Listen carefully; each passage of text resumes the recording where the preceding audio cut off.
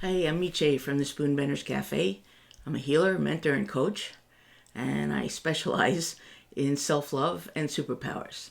And the idea that we are all divine beings walking around in human suits, having a human experience. So I want to share a few stories with you, give you a little view into where I came from and how I got where I am. When I was about 5 years old, I knew that I was supposed to save the world. I took it seriously, and I spent years trying to figure out who I was supposed to be and what I was supposed to do to pull this off. And otherwise, I felt like a failure no matter what I did, because what could I do to measure up to that? When I was about 25, attending a weekend conference, still searching, still trying to turn myself into who or what I needed to be, I had a dream visitation from my grandmother.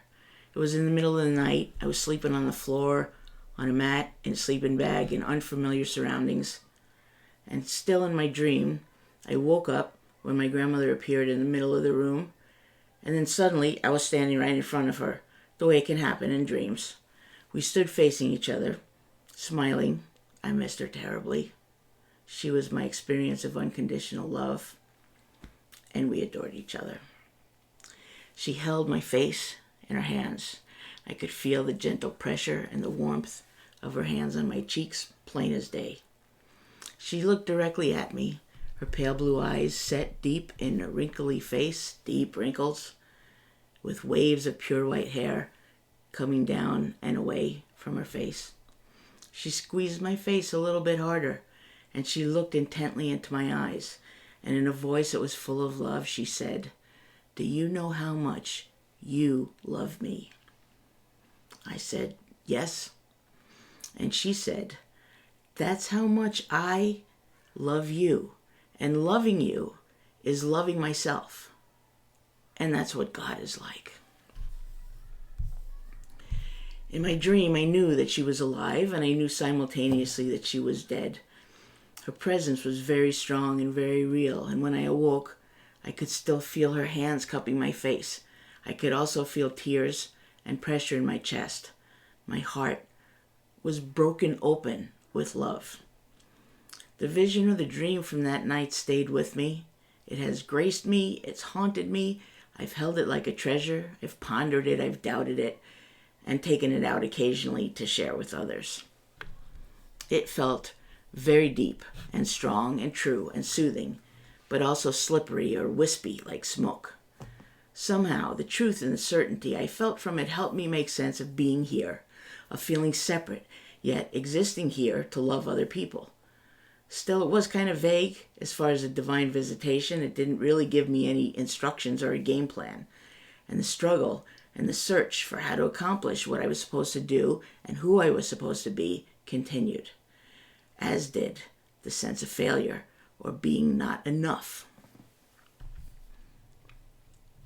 I was driving to the coast some 30 years later when my mind wandered back to this experience, and in that moment, it occurred to me that there was another side to this story of love. And that is that loving yourself, loving myself, really loving myself, is also what God is like. Coming so many years after my grandmother's visit, this revelation surprised me and brought me to tears. And again, my heart cracked open, this time with love for myself. Because for me, my struggle hasn't been loving other people or showing kindness or compassion to other people. The struggle most of my life has been giving that to myself.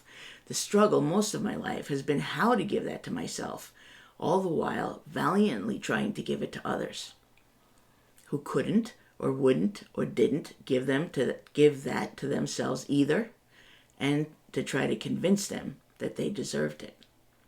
Trying to give something away that I didn't have myself. So now, almost 60 years old, I have it now. I've had it for a number of years. It took some doing and it took some support.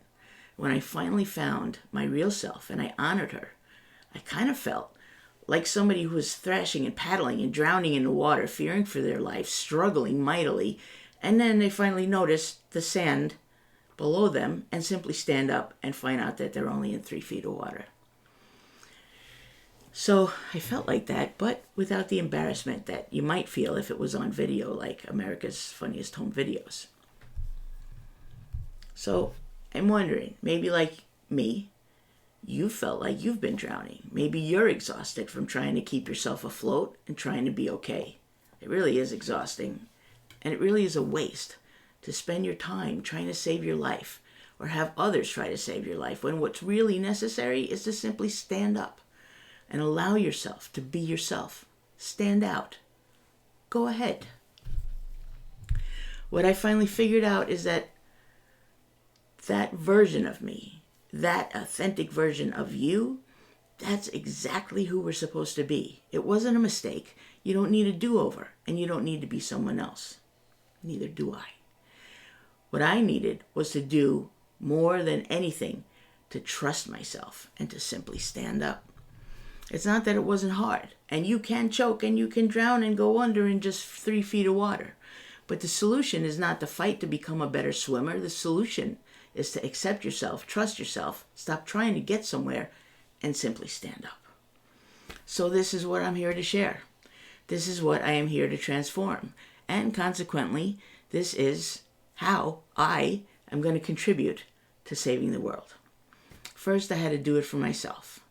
And now my work and my joy is to take what I know and all that I've learned and assist you and watch you and look into your eyes and hold the image of you for yourself as someone who is already complete and lovable and worthy and just right, as you learn to do that for yourself.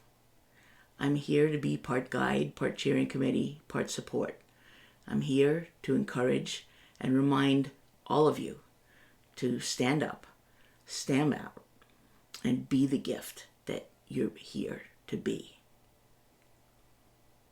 To stand up, stand out, and be the gift you came here to be. And that's what God is like. I'd love to help you on your journey. I'd love to talk to you and just get to know you and where you're at. Send me a message, send me an email, give me a call, let's talk. If I can help you, let's figure out the best way to do that. Thank you for listening and letting me share my stories.